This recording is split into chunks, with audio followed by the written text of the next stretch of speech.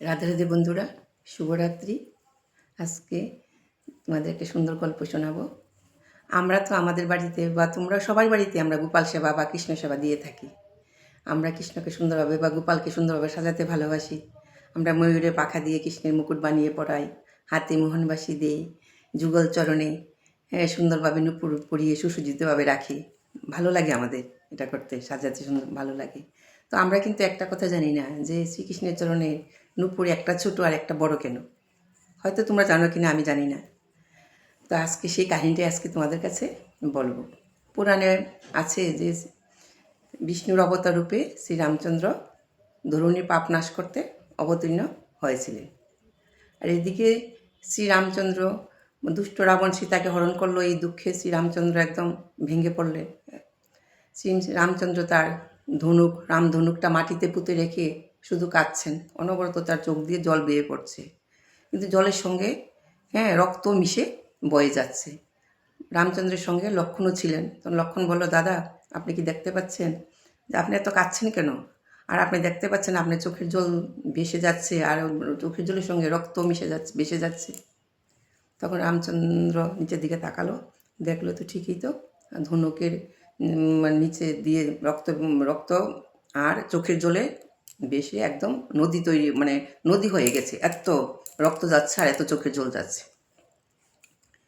তখন রামচন্দ্র কী করলো, ধনুক বাণটা উঠালো দেখে একটা ব্যাঙ ধনুক বাণের নিচে চাপা পড়ে আছে।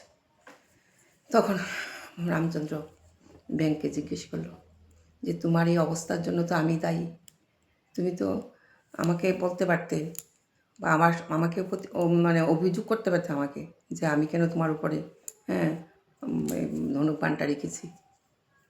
তখন ব্যাঙ বলল, যখন তোমাকে সাপে ধরতে আসতো, রামচন্দ্র বলল, যখন তোমাকে সাপ খেতে আসে তখন তো তুমি আর্তনাদ করতে থাকো, তুমি বাঁচার জন্য চিৎকার করতে থাকো। তো এখন তোমার উপরে এত বড় একটা ধনুক বাণ রাখলাম, তুমি একবারও আমার উপর অভিযোগ করলে না। তখন ব্যাঙটা বলল, প্রভু আমি যখন সাপ যখন আমাকে খেতে আসে তখন আমি আপনাকে ডাকতে থাকি, আপনার কাছে নালিশ করি। এখন আপনি স্বয়ং নিজেই আমার উপর ধনুকটা রেখেছেন, আমি কার কাছে নালিশ করব? তখন রামচন্দ্র তো ব্যাঙের এই কথা শুনে তো অবাক হয়ে গেলেন। আরে এ তো সাধারণ ব্যাঙ নয়, এটার পিছনে নিশ্চয়ই কোনো রহস্য আছে। তখন রামচন্দ্র ব্যাঙকে বললেন, তুমি একটু সত্যি করে বলো তো তুমি কে, আর তোমার এই অবস্থায় কী করে হলো? তখন ব্যাঙটা সবিনয়ে বললেন, প্রভু আমি জন্মেছিলাম কর্ণক মুনি, আর আমার গুরুদেব ছিলেন বিশ্বাবসু মুনি। বিশ্বাবসু মুনির অভিশাপে আমার আজকে এই অবস্থা। কী করে হলো এমন? তো বলল, প্রভু আমি একদিন আমার গুরুদেবের চরণ সেবা করছিলাম, চরণ সেবা করতে করতে আমার নখের আঁচড় গুরুদেবের চরণে লেগেছিল। তখন গুরুদেব রেগে গিয়ে আমাকে অভিশাপ দিলেন যে তুই ব্যাঙ হয়ে জন্মগ্রহণ করবি। তিনি আবার আশীর্বাদও দিয়েছিলেন আমাকে যে তুই ব্যাঙ হয়ে জন্মগ্রহণ করবি, ঠিক আছে, কিন্তু যখন ত্রেতা যুগে রাম যখন রামের স্পর্শ পাবি তখন তুই মুক্তি লাভ হবে তোর, কথা আশীর্বাদ তিনি করেছিলেন আমাকে। তখন রামচন্দ্র তো সব শুনলো, শুনে তারপরে রামচন্দ্র নিজে খুব উনি নিজেই অনেক কষ্ট পাচ্ছেন আর কি, যা আমার জন্য আজকে এত বড় একটা কাণ্ড হয়ে গেল, একটা নিরীহ ব্যাঙ একটা মারা গেল। তো ব্যাঙটাকে তিনি আবার জিজ্ঞেস করলেন যে তুমিও এখন তো তোমার শেষ অবস্থা, এবার তোমার মনের ইচ্ছা কি তুমি আমাকে বলো, তোমার শেষ ইচ্ছা আমি পূরণ করব। তখন ব্যাঙ বললেন, প্রভু আমার শেষ ইচ্ছা একটাই। বলে, বলো তুমি, নিঃসন্দেহে তুমি আমার কাছে বলো।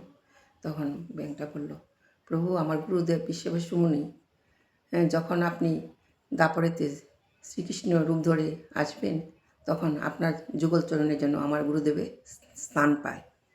বলে, এই কথা, ঠিক আছে, আমি যখন দাপর যুগে শ্রীকৃষ্ণ রূপ আবার আসব তখন তোমার গুরুদেব আমার চরণে স্থান পাবে, কিন্তু তুমিও আমার চরণে স্থান পাবে।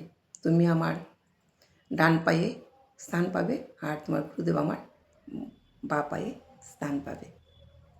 এই কথা বলে সঙ্গে সঙ্গে ব্যাঙটা মারা গেল। গুরু আর শিষ্যের ভেদাভেদে একজন তো বড় একজন ছোট, তার জন্যই শ্রীকৃষ্ণের চরণে একটা নূপুর ছোট একটা নূপুর বড়। কি সুন্দর বন্ধু কাহিনীটা, কত ভালো লাগে, ঠাকুরের কি মহিমা মানে বোঝা দেয়।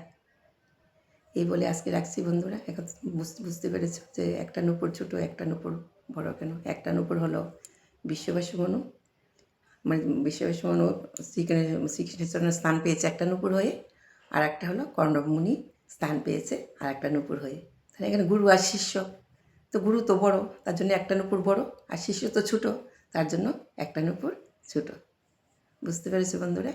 তোমাদের কেমন লেগেছে গল্পটা আমাকে কমেন্ট করে জানাবে। এই বলে রাখছি বন্ধুরা, তোমরা সবাই ভালো থেকো, সুস্থ থাকো। রাধে রাধে।